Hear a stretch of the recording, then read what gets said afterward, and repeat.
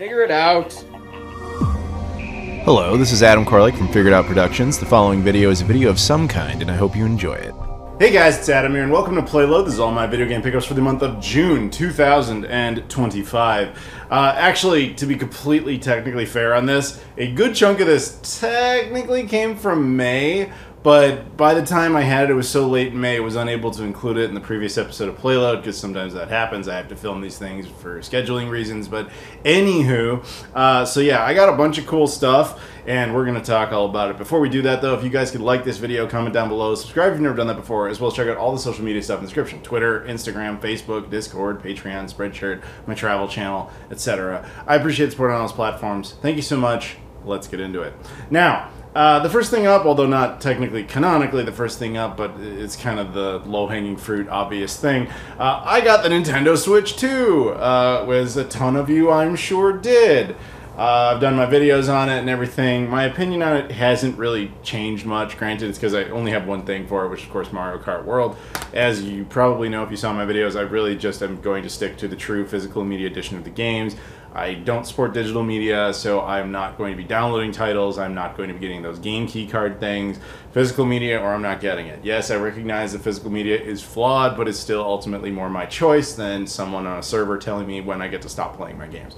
Okay, now that said, the only thing that I would kind of slightly modify about this is, since I've had more time with it, and I decided to actually start putting Switch 1 games in there, the Switch 1 backwards compatibility through emulation actually turns out it works better than it was originally expected from most people. When I did my video, I really didn't bother with that functionality just because I didn't really care. But with the abundance of people, not only in the comments but online, saying like, hey, you know what, it's actually pretty good, I started playing some more Switch 1 stuff on it, and I actually agree with that. It actually is quite nice. So that's cool, but like, aside from that, not much has changed. But yeah, so there you go. Nintendo Switch 2. So let's move on. Now, all the rest of this stuff in this section all came from one trip. At the very end of May, I was invited out to New Jersey, specifically a Digital Press in Clifton, New Jersey, for a 30th anniversary of the Sega Saturn party. So I brought the Sega Pluto per their request, and, you know, people got to come out, meet me and stuff like that, you know, take selfies, all that fun stuff if anybody ever wants to do, and if not, that's totally fine too. People want to see the Sega Pluto, or they just don't know who this homeless man or his little box are or whatever. It doesn't matter. So we hung out, had pizza, all that kind of stuff. That was ultimately the plan. But in order to do that, I had to actually get there. And I thought it'd be kind of fun to rope one of my buddies into it, a guy named Sunshine, who you guys probably have seen in some of the videos. Now, he lives down in Washington, D.C., so I was like, we could do this, I could meet you in D.C., and we could just drive up there if you want. And he was like, yeah, all right, that sounds pretty good. So I flew to D.C., and we drove on up to Clifton, New Jersey, and we decided to stop periodically along the way. We both like going retro video game store shopping, so we found a couple of sites and saw what we could pick up. The only thing I ended up getting up from that journey was actually from a store called Retro Video Game Classics, which is run by a buddy of mine named Paul. I hadn't seen him in years, but when I walked in, I immediately recognized him, and I was like, I remember his store, but this wasn't it. So it was just kind of like, oh wait, you moved stores? And he did. So we were just chatting for a while and everything, and it was fun just looking around his stuff. I didn't really need much of anything there because he and I had the same conversation. He's like, yeah, we both like our weird stuff, but people don't really buy the weird stuff. They buy the stuff they're actually looking, you know, normies per se, have no interest in buying obscure oddities that are not particularly interesting to play. That's a super niche dork thing like that we're into. Most people are looking for stuff like that. So to that end, the only thing I found that I actually had much use for, I say use in quotations with dripping with sarcasm because I really just talk about my nerdy desire to have obscure stuff. The only thing I got in that regard was a Xbox 360 disc from Mexico. It's just a demo disc for PES 2013, and it has a few other random demos on it. He just gave this to me because he was like, oh, that's all you want? Yeah, you just take it. But yeah, Paul's a cool guy. I've actually hung out at his house before. We went over his Godzilla collection. He has like unreleased prototype Godzilla toys and stuff. Dude's really cool. But yeah, he was like all about like, yeah, just go ahead and take that. So huge shout out to him, and if you're ever out in his store, his area, go scope him out. New Jersey, Retro Video Game Classics. Now, as I mentioned, we ultimately made our way to Clifton, New Jersey at Digital Press. And so it is ultimately a video game store run by Joe Santulli and my buddy, the evil Rob Thanos, is an employee there. So that's mostly how I got on the invite list. And so we hung out in the store all day, but there was a couple of things they had in there that I was like, I actually want that. And so I got a nice little deal on that. First up for the Xbox 360, I got Shadow of the Damned. This used to be a more expensive title, but I believe it has since been reissued, I want to say, on the Switch. I could be wrong about that, but either way, the price of this has come down substantially as a result. So it was finally like, okay, cool, that'd be fun to add to my 360 collection. From my understanding, this is actually a pretty good game, so yeah, I wanted to get that. And then, a game for a system I almost never get games for, because there are so very few, and I have most of them. For the Virtual Boy, I got Nestor's Funky Bowling, and it's not a real case. It's the same idea that's been done before. They were 3DS games. They use these like red cases, and it's kind of a common tactic now for people to put Virtual Boy games in this. Usually they just put the game in there and just let it slide around. This person actually designed 3D foam for it, and that I thought was a pretty neat little move. But yeah, it works perfectly in there. Nestor, of course, was a character, I believe, in Nintendo Power magazine, and this is his only video game ever, is limited to just the Virtual Boy. That said, pretty cool. I got a very good deal on this, so I was happy about that. But there you go. And I believe this game's also exclusive to the US and Canada, because this one didn't get a Japanese release, and the Virtual Boy died before it even got a European release, so... Anywho, okay, now, next big section of stuff here. Oh, and thank you to suddenly spacing on the name, the Digital Press in Clifton, New Jersey, for having me out for that. That was very nice of you. And thank you again for the pizza, because pizza good. Now, the rest of this stuff in this section requires a story. So when I went out there, I had actually been talking to a guy named Chris. Now, Chris messaged me all the way back in like February. Now, in January of this year, of 2025, I actually went out to Japan and I bought a bunch of stuff, as I tend to do, and then I came back and I made videos on it, as I tend to do. And one of the things I got was a Regulation 7 Edition Dreamcast, which was just the console and the controller, nothing else. And I had no designs on having a box for it. It would have been cool, but not a deal breaker, etc. I just talked about it, put it in the video, and that was the end of that.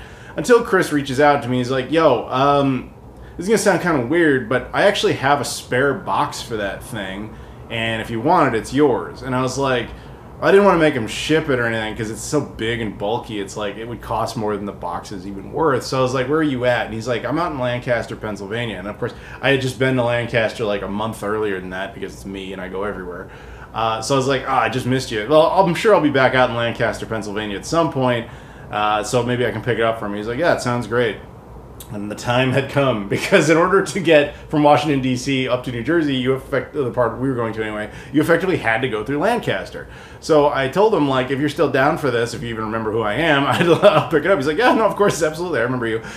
So we met up with him, and he just gives me the box. This is the box for the Regulation 7 R7 Dreamcast, which means I get to put it with the console. Actually, the story behind this was kind of funny. So he said what had happened is that he had ordered I think it was Pearl Blue Hello Kitty Dreamcast, or maybe it was the pink one. He had ordered one of those two, and just a loose console, and they used this as the shipping box for some reason that he couldn't explain. But yeah, this not even with an external box, they shipped it in this apparently, and he was like, wow. He knew what it was, and he was like, I don't want to just toss that, but I don't know anybody who has that system or whatever. So this worked out perfectly. For those who don't know, and I'm sure I'll do a video on it at some point, the R7 Dreamcast was a bizarre variant that only came out in Japan at like pachinko parlors. R7, Regulation 7, refers to a Japanese law that basically says gambling is illegal, asterisk. You know, basically, you can't directly bet money on gambling outcomes. You can bet tokens, because tokens are Chuck E. Cheese money. They don't mean anything. And a completely separate facility might decide independently, hey, those tokens have money, I'll trade you money for those tokens. So it's just like a legalese loophole to gamble. Basically, you can go to a pachinko parlor, trade money in for worthless tokens, gamble with the worthless tokens, and then trade the worthless tokens in for real money. Legalese. Anyway, the name of that law is Regulation 7, and Sega, being who they are, is just kind of thumbing their nose, as it were, over to that law by literally making a pachinko parlor edition of the Dreamcast called R7. So because of Chris, I now have the box, and I effectively have a complete one because, funnier even, this system originally came with its own disc for essentially betting software, and the disc is unique to this release. Now, my console didn't come with it, this box didn't come with it, but last summer of 2024, I happened to be in Japan, and I went into Akihabara, a place I hate, but occasionally you get some good stuff there. There was a store there called Friends, that no longer exists, and they, for some reason, just had that disc. So I went, okay, and I bought it. So now I've kind of pieced all of this together, and I effectively have a complete Regulation 7 Dreamcast. Why not? And as you can hear, there are sirens outside, so perhaps the cops are on their way because they don't like me gambling it. Oh wait, gambling's legal in Illinois now. They can't do anything about it. Okay, moving on. Now, jokes aside and annoying irritation sirens outside, basically when we were there, he also had asked me in advance, he was like, are you still working on your Xbox collection, your OG Xbox? For those who don't know, my goal is to get a complete global OG Xbox set. And I had finished all the European stuff, the Australian stuff, the Japanese stuff, and even the two like oddities. There's one South Korean exclusive, one Taiwanese exclusive. I got those. It was really just the American stuff I was missing. And he was like, I'd love to help you finish that set. And I was like, sure, that'd be great. But I realized I did not have access to my list. I keep lists of like what I'm missing for sets, and I don't know what happened to it. Like, I had access to it when I was in Retropalooza Houston. I was using it, and then just for some reason the file was vanished or corrupted. I don't know. It was no longer accessible through Google Drive, and I have since not been able to recover it. So I have to kind of go through and figure stuff out. It was very, very irritating. But basically, when he asked me this, he's like, what do you specifically need on this list? I'll see if I have it. I couldn't provide that information.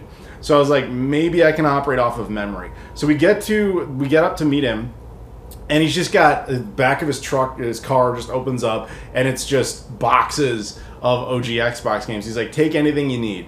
And I was like, nothing was registering. I could not remember for the life of me what I actually needed. And I was telling him that. I was like, I don't know. I don't know off the top of my head. I can't think of anything I actually need. You probably have stuff I need, but I don't know. And so he was like, well, I don't really want any of it, so just take anything you want. And I had decision paralysis. I was like, I can't just start taking all of your stuff. I just felt like a jerk. And so eventually he was like, you know what? And he just starts taking my stuff and putting it in his stuff in my bags. Because I had a ton of space, because I had brought a bunch of stuff out there that I didn't need. And now I had tons of open space. So he was just dumping games in my bags. So here's the thing.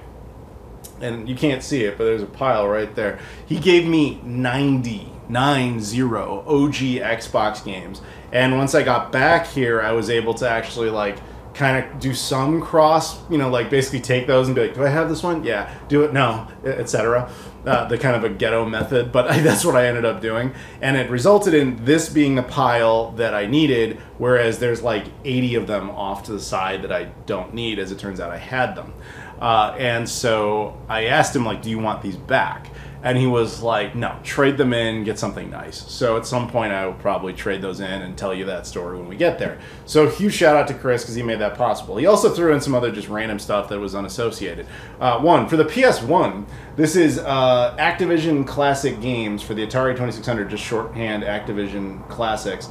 So basically just an Atari 2600 collection by Activision for the PS1. Fundamentally, totally useless now, but it was just, hey, it was there.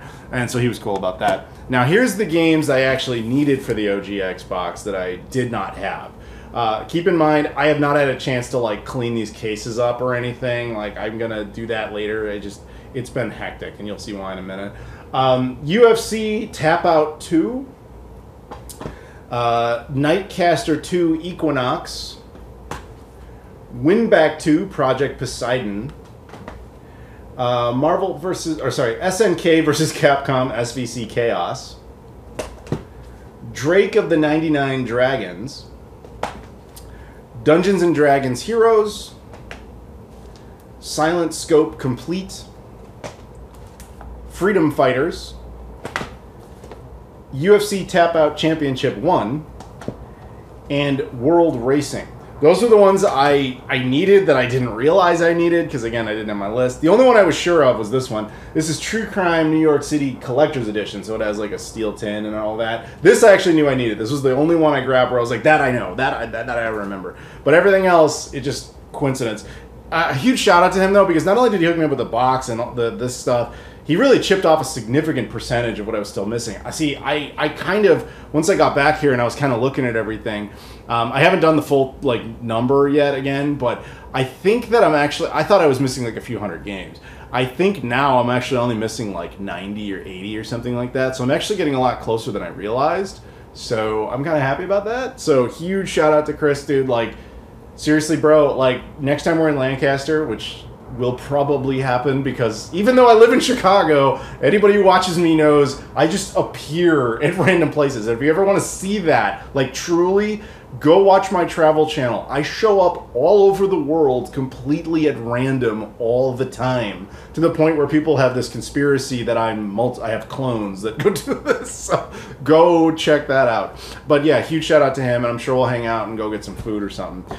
Now, the place we met up with him actually wasn't like his house or anything. We met up at some video game store, which sadly I don't remember the name of off the top of my head. It was a cool store. It was like this giant, like brand new, it was like the size of a warehouse. And they just had like crazy inventory, not only of like video games, but also things like toys, magic, cards, that kind of thing. But they had some just stuff. Like they had a boxed CD32, the American version, or well, it's more specifically the Canadian version. They had, you know, Neo Geo CDZ in the box. Like so stuff where I'm going, that's impressive. Even things I've got where I'm like, still seeing that in a store, impressive. Then you have certain things that I wanted that I'm priced out on, like, you know, a loose card of Sculptor's Cut for the N64. Like, I'm not going to own that. It's too late. But stuff like that, you're just going, wow, all right, cool. So things like that I were neat. But I actually didn't need any of that stuff. They actually had some new releases I wanted, so I got those because they were like $25. For the Nintendo Switch and the PS5, Mighty Morphin Power Rangers Rita's Rewind. Yes, I picked it up for both. I am a Mighty Morphin Power Rangers kid. I grew up on that. I loved it to death. Still do. The originals, and I don't watch the modern stuff. But I really wanted to play this game. I had played it a bit at PRGE a few years ago, like in pre-release, when I kind of made buddy-buddy with some people at Atari. But I decided to support these and actually get like physical editions. There is no Xbox physical edition, sadly. Maybe one day through some limited run release or something, who knows, maybe they'll do a definitive edition. I don't pretend to know. But I do know that these were fun. So this is actually where I started playing Switch 1 a little bit on the Switch 2. And I was like, this is a really fun game. It ran really well. Now granted, this is a very low demand game, but I had a very good time with it. I tinkered with some other games too, but that was really what Pandora's Box did a bit. Yeah, a really fun side-scrolling beat-em-up, plays into the lore of Power Rangers and everything, and I really enjoyed it. But Power Rangers is like one of the dumbest plot lines ever, and it's best not to take it too seriously. But all the same, very much enjoyed getting those. Now, after all that, my big thing this month, since technically this was all May, was in June, as would imply the title of this video. My biggest thing is I actually took a trip out to Hong Kong and Macau, which, in traveling there, I realized Americans really don't go to Hong Kong and never go to Macau. So if you do not know the basic elevator pitch history of Hong Kong and Macau, here's all you really need to know. Hong Kong was established as a British colony in the 1800s. And it was held by the British until 1997, where it was more or less forcibly turned over to the Chinese. And the Chinese agreed that they wouldn't fundamentally destroy Hong Kong because communist China versus democratic economic hub, you know, Hong Kong wasn't a good mix because it's two completely different cultures, etc. And with two completely different philosophies, democracy and communism, free economics, communism, etc. So they were like, okay, all right, here's the deal we'll cut with the British. If you peacefully hand it over, we'll leave it alone for 50 years. So in 2047, it becomes full integration with China. But in the meantime, it's in this kind of nexus zone where it's called an SAR, Special Autonomous Region, which basically means it gets to control its own border control policy. It has its own currency. It sets its own laws on a lot of matters, like modern day smartphones and everything with Google, you know, work there. So you can use Google, Facebook, all that sort of stuff works there. It's not behind the Great Chinese Firewall, as it's called, etc. As an American, I would need a visa to visit mainland China, but I don't need one for Hong Kong. You can just land. And there's special border control as well. So even though you land there, it's not like you can just walk into mainland China. You would have to go through passport, which means you still need your thing. It's kind of like its own country, but legally it's not. And the same goes for neighboring Macau. Macau is right next to Hong Kong. It's like a simple little boat ride away, except it was established by the Portuguese. Almost exactly the same story. Portuguese show up, empire, and they build their little thing, and eventually they were kind of forced to give it back in 1999. So for them, Macau has to fully return in 2049. But as a result, both of those places let tourists in from around the world. Macau is a little bit fascinating because it's the size of a postage stamp, man. It's super tiny, and it's become the Las Vegas of Asia, because it's like one of the only places in all of Asia that allows gambling, like legally. So people just fly in from across Asia. It gets like 31 million tourists a year, despite having only a population of like 600,000 and being incredibly small. I invite you to look it up on a map. It is a postage stamp. It is crazy tiny.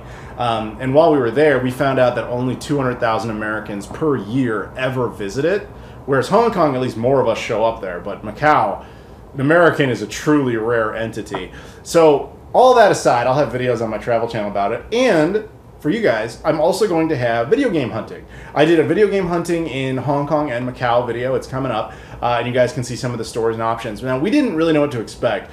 We knew for historical reasons, Hong Kong in particular had a pretty interesting video game history, but how much of it was still around, how much we could find, etc., we didn't know.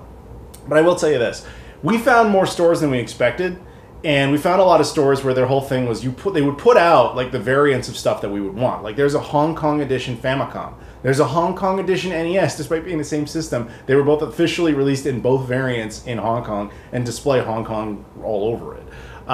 You know, oddities is what we like. We like our oddities. You know, my buddy Megalink and I went down there, and we were both looking for all the same stuff. Unfortunately, it is kind of a common Chinese tactic to basically put the cool stuff out there and to get your attention. And then when you say like, "Hey, I want that," they're like, "Oh, that's not for sale. We're just selling the other stuff." So sadly, mostly what we got was PS4 and PS5 stuff, because really that's where they make all the money, is on the newer things, which makes sense. It's higher demand. But we did get to see a lot of cool retro stuff, and there was some places that actually legitimately sold a bunch of retro things we thought were neat, but we were either priced out of them or they were just like Japanese stuff that we didn't need.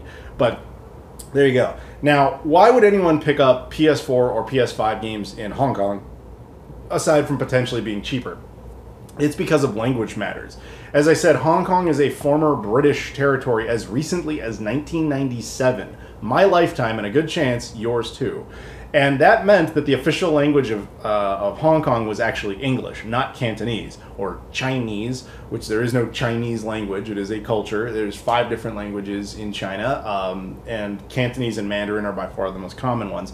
So Cantonese would be the most common language in Hong Kong that is not English. Anywho, so the reason that matters is when it comes to video games, the world has kind of split it up into effectively 3 regions. Even though it's not geopolitically accurate to say this, it is just how it is. One region would be Japan, somehow represents all of Asia. And then number 2 would be the United States, somehow represents like all of the Americas. And then Europe, as even though it's not a country, represents like all of not Asia and that side of the planet. And then you get just various countries that kind of glom onto those systems. So, for example, Canada would be the obvious one that gloms onto the American system, which makes complete sense. Or Australia links up with the European system despite being absolutely nowhere near them, etc. Now, in the case of Hong Kong, they effectively adopted Japanese region coding. That's where they import a lot of their stuff. However, contrary to what Shenmue 2 would have taught us, they don't speak Japanese in Hong Kong for obvious reasons. So as a result, they can't just import the games in bulk and just expect that to work. You have to do some measure of localization. Cantonese and, say it with me, English. What that means is there's a lot of Japanese exclusives that end up in Hong Kong with English compatibility that never existed outside of there. Meaning, as a native English speaker here in the United States, I can actually play those and understand them if I wanted to. So you have to find those games, the ones stuck in that crack there where they got physical editions, we never got them, and they happen to have English. That's the key.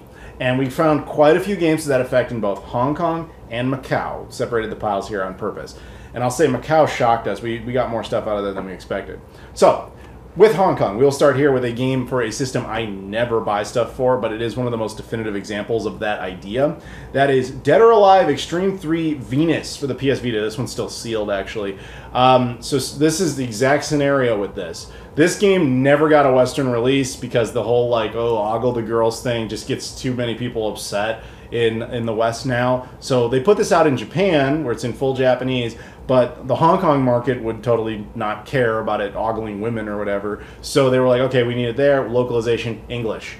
Boom! That's exactly that scenario. Now, I'm going to be honest with you, I'm never going to play this. Like, this is not my thing. I bought this for the oddities factor. You want to ogle women, just go talk to them and date them like a person. But, you know, whatever. Anyway, there you go. Do you like the cartoon ladies? That's an option. But speaking of cartoon ladies, that game had a sister release on PS4, Dead or Alive Extreme 3 Fortune, which would be the main game, and I think that's effectively the side game. Same exact idea. You're trying to date simulate the DOA chicks. But again, the Japanese version, no English. This version, Hong Kong variant, has full English subtitle support, so it's totally playable. Now, we got a few others. Like, those two are the most infamous ones. That's actually, I would argue, a few years ago when this happened, when this release came out, because exact time that came out, that was like when they decided we're done with this franchise in the West because you guys give us too much guff over it. And when people found out there was going to be an English variant of it, I would argue that's when most people over here learned that was even an idea. So I had to get those because they're just the definitive example of that. Anything else is just kind of a bonus. So, also for the PS4, we found this, Alienation. Now, one of the clues when you're out there and you're like looking for games, because the problem is unless you have a really good memory, which I clearly did not with the OG Xbox, and you just know the entirety of the PS4 library, which I certainly do not, there are a few clues that occasionally will let you know if this thing is special. You'll have to double check it with your phone, but Alienation here, I looked at it and it said Chinese plus English version. You'll see it written on the spine as well. And I was like, they don't usually do that unless it's actually a Hong Kong variant. And sometimes they do, and it's a mistake. But in this case, I was like, okay, Chinese plus English. Look it up. Certainly, it only got a physical edition there, and they were making it very clear that it would work in both languages. So pick that up. Same logic with this one, Shadow of the Beast, Chinese plus English version. They do write Chinese on here, by the way, even though that's not the language. But to be fair to anybody who calls it Chinese as a language, even they do that, even though it's not really accurate. Soft bigotry of low expectations, perhaps. But anyway, so yeah, we got that one as well. Not a very good game, infamously, but cool to have. Then I got some PS5 stuff. I kind of regret this one. This for the PS5 is called Deadcraft. I hadn't seen this before. I didn't realize until after I got it, because I saw it again in other stores. The cover on this one's kind of sun-faded, which sucks. But it is actually a regional exclusive. Same deal, English plus, Mandarin, Chinese, as they want to call it. Well, Cantonese, not Mandarin. And it's supposed to be a fun little zombie craft type game. But yeah, I kind of regret picking that one up. I want to save that one for last. And then this one, Ninja Gaiden Black 2. It's like a remaster. I actually wouldn't have paid any attention to this, but my buddy Megalink, who was with me, he had actually done his homework, and he was like, yeah, this Koei Tecmo, he said, is very known for doing this, where they release games in Hong Kong and, of course, Japan, because they're a Japanese company, that they feel like they're going to get too much crap in the West, so they just don't ever bother anymore, except for maybe some digital releases, but they'll do the physicals still in Hong Kong and Japan, but, of course, in Hong Kong, English. So apparently this is one of them. And I'm sure a lot of you guys have played the Ninja Gaiden games, but Ninja Gaiden 2 Black, physical edition in Hong Kong in full English. Very cool. But this one was the one that made us both laugh, because I was just telling you about how Dead or Alive Extreme, they're no longer bringing that out here, etc. While we were there, I guess it just happened, they just released another one of those games. This is called Venus Vacation Prism Dead or Alive Extreme. They got rid of the entire volleyball element, and now it's just straight up a date simulator with the girls. They're just like, let's get rid of the illusion there's any sport element to this. It's just a date simulator. Also, again, Koei Tecmo, who did, of course, those other DOA games. But this is a brand new release, and it's shelf fodder and story fodder. But yeah, this one was the funniest one too, because I posted about this a little bit online, and some people were asking me, wait, can you pick that up? Because you can buy this, you can import it, certainly. It was like $70 or so, like on Amazon. This is only like $35 in Hong Kong. So it was like, okay, you're saving half right there. I was happy to do that and pick that up, and I got some for some buddies. But yeah, that was my Hong Kong pickups, other than one, but we'll get back to it. Then we also have Macau. Like I said, Macau really surprised us. We were like, oh, we're not going to find any video game stores over there. You know, if we do, it'll be a token thing with one guy with like a Switch 2 or something. Which, by the way, Switch 2s were everywhere there. But we actually found, I want to say it was like 4 stores. 2 on purpose, where we just found like a Google search and they said, yeah, here's a store, here's a store. And as we're just walking down the street, we found a few others. But here's what we ended up getting. For the PS5, this game called Grime. You know, it's again, I was looking at it like, what are my clues? Like, there's your Hong Kong rating system. On the back, you want to see if it says English on it, and just see if you recognize it at all. And then from there, we would search online and find out, nope, there was only a physical edition that came out in Hong Kong. It looked like kind of a cool, like, side-scrolling, you know, platforming type of game. I don't know much beyond that, but, you know, I was all for it. Cheap, too. Yeah, we'll get back to that. But I found another one, PS5, Wolfang and Skullfang Saturn Tribute Edition. Now, some of these, like this one, is not technically a physical exclusive in Hong Kong. A lot of these, a couple here actually, had physical editions in North America, but only through things like limited run games. So limited run, I'm not blaming them for this, certainly, but like they will take some of these titles that got physical editions and they'll be the sole publisher in North America, but of course, because it's limited run by the nature of the title, there's less copies out there. But because the games are region free, like it doesn't really matter unless you truly just want the North American edition box art. I personally did not care about that, especially for a game that the spine's in English, the gameplay's in English, and yeah. But Saturn Tribute, these were originally Sega Saturn titles they brought over to the PS5. This is another one just like that, actually. Super Techno's World for the PS5. Again, I believe this also got a limited run edition, but in Hong Kong it was just a standard issue game. So it looked like a cool little like side-scrolling fighter type game. So I was like, whatever. It was cheap too. Like stuff over there is not expensive. This was a cool one. This was the first thing we picked up in Macau. This caught my attention. So we were in this little store. Like the guy had some retro stuff in the window, but then inside it was mostly Switch 2, PS4, PS5. Those are the things you usually find. And this game just caught my attention. It was sitting on display in the window there, and I was like, that one doesn't look familiar at all. And I looked it up, and sure enough, it was exclusive to that region, Hong Kong and Macau. And I was like, okay, so it was in full English and everything. I was like, I gotta get this. It's called Your Toy. It's about this like, it's a horror game about this like teddy bear thing, fully in English and everything. It says it right there on the back. The people there are really cool, by the way. Like they can hear you talking. The thing with people in Hong Kong and Macau is they speak English better in Hong Kong than Macau, but they speak it.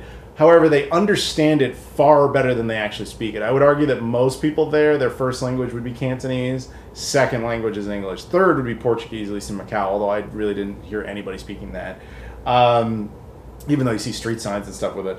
But so they'll hear you speaking it, and then when you go to buy it, they're cool about it. They bring it over. They're kind of like, English. It's okay. It's English. And I was like, oh, sweet. Like they'll double check it for you, which was very nice of them to do. I still would have bought it anyway because it's a unique variant. But the fact that it's also playable, that's a win. And then we looked it up online. It's pretty expensive. It was a pretty expensive release online, but in that store, it was like $20 or whatever it was. So both Megalink and I bought copies of this. We were both. He had like extras. We hadn't seen it anywhere else too. And it's kind of an older release. 2019. So this game has been out for effectively 6 years, just a late PS4 title that only came out in one region. Like, you know, the problem with PS4 is there's so many like that. God help you if you are into a global set for the PS4. That's impossible.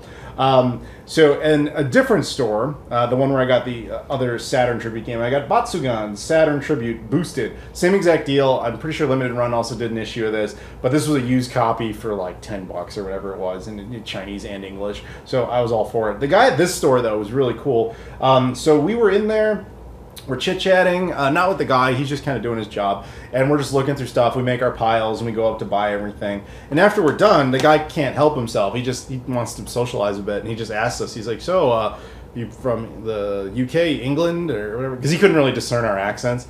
And we were like, oh, no, we're from the United States, America. And he's just, his eyes kind of bogged out, because, I can't stress this enough, Americans don't go to Macau. Nothing wrong with Macau. It's just not. I would be willing to guess the majority of you watching this video, if you're American, have never heard of Macau. unless you have Portuguese ancestry. There's a good chance you never have. Because Hong Kong completely steals the thunder in that region, and even then, most Americans don't go to Hong Kong. So it's a chase figure of a chase figure of a chase figure to see an American wandering around, because not only are we actually there, we're actually retro game hunting. 200,000 Americans per year on average go to Macau, and I would argue most of them are there for the gambling stuff, not to wander around the streets looking for retro video games. So when he heard that, he was just like, America? You guys are Americans? We're like, yeah. He's like, oh, I have to give you something. Like, he was just so excited, like, to the point where we're pretty sure we were the only Americans that he knew for sure anyway had ever been in his store. So he's like, here, take this. And he pulls out this, like, box, and he takes out these, like, little fans. So these are, like, you know, these are actually promo items from Assassin's Creed Shadows, I believe it was. If I can, there we go. Yeah, Assassin's Creed Shadows fans. And he had a bunch, not for sale, Ubisoft, like, promo item where you just kind of do this. It actually feels quite nice. These had a very practical application. Megalink was using his, like, immediately just to be like, I am posh. But, yeah, the dude just gave us these for free as just a thank you for coming into his store, because he's just like, I'd never see Americans here. These are actually pretty nice, actually. But I'm going to put mine back together. But, yeah, he had a box of those, so he was just cool about it. There, I'll do it that way. There we go. Put that back up there. All right, see? Nice. But, yeah, that was a freebie. He didn't have to do that, but that was just like a little gift from Macau. I like that. Now, my last pickup here. This is back in Hong Kong, and this was an ironic one. It's Koei Tecmo. So that should be your first clue. Secondly, Xbox 360. So you'll notice the only Xbox item I picked up. All right. This is a weird one. So we go into this store in Kowloon. I want to say it was called something like Retro HK. And this needs to be understood. The way we envision a store here, like a retro game store, is like a single store, usually in a strip mall or something. Not the way they typically do it in Hong Kong. In Hong Kong, it'll be like, you'll see some building, and it has like everything outside, and you go up to the third floor of it or something, and the entire floor is just a ton of little stores. Some are selling iPhone cases or whatever. Some are like capsule toy machines, and like every other one is just a video game store. But most of them are selling the same things. The Switch 2, PS4, PS5, that kind of thing. So finding one that actually sells like legitimate retro stuff was kind of hard to do. We did find them, by the way, and you'll see them in that video. But this one, you know, it was the same type of deal where you're seeing a lot of the Switch, PS4, that kind of thing. And I was like, there's only so much of that I care about. But one place I wanted to look was in a lot of the junk bins, because the junk bins was usually where you were seeing any sort of Xbox content. And it was the usual fare. It's what you would expect in there. A lot of sports games, you know, stuff like that. Nothing particularly interesting. And then one caught my attention. And I was like, oh, wow, there was a Hong Kong version of that? And then I looked down and I noticed the rating is M for mature, meaning this is the American release. How it got there, I do not know. Fist of the North Star, Ken's Rage 2. Now, anybody who's an Xbox enthusiast will know this is not a common game. It is also not super rare. It's not going to break the bank. We are talking like it's like $100 on average US type of game. And I intentionally left the price tag on it for you, by the way. You look at it and you go, okay, so you paid $98. You got $2 off. Whoop-de-doo. And you found an expensive game. No. That is 98 Hong Kong. You have to divide that by 8. This is like 12 bucks because it was effectively in a junk bin. Because to them it was useless because it's an NTSC US locked game. But me as an American, bring it on. Not that I'm ever going for a full Xbox 360 set, but it was cool to have that one because that is not an easy one to get. And it was just there in the junk bin. As soon as I found it, I put it to the side, and Megalink comes up. He's like, no. Like, he was mad because he's like, I would have totally bought that. But yeah, it's complete, perfect shape, nothing wrong with it at all. So that was a win. I have to take the price tag off just like I have to clean up some of these. But yeah, that was cool. So I actually highly recommend, if you can, guys, if it's of any interest to you, go check out Hong Kong. Don't sleep on it. It is, I know there's a lot of bad news of it in the last few years. I understand. And it mostly came from the Chinese main government, like, overreaching a bit. In my experience there, we had no problems. As a tourist, you're not going to have any problems, specifically from the U.S. Like, they'd love to have you there. English is, like, when I go to Japan, I feel pressure to speak some Japanese just to get through stuff. In Hong Kong, it is completely socially acceptable to just speak English everywhere, because they do. It's the language they know. Yes, a lot of them speak Cantonese, but trust me, they're going to speak English too. You will be fine. Same with Macau. We did not have an issue even one time. We would just casually, anywhere we went, we just, oh, dude, can we have a better deal on that game or whatever? And the guy's like, yeah. Like, they understand. It's not a problem. It was chill. Your credit cards work. Your phone works. It was a good time. And shockingly, the hotels were stupid cheap. We actually could not believe how cheap that trip actually was for us. So, yeah, that was a fun time. I recommend going before you can't. Let's leave it that way. The only thing I will say... You do occasionally see these little samples of mainland China kind of dabbling their finger in there.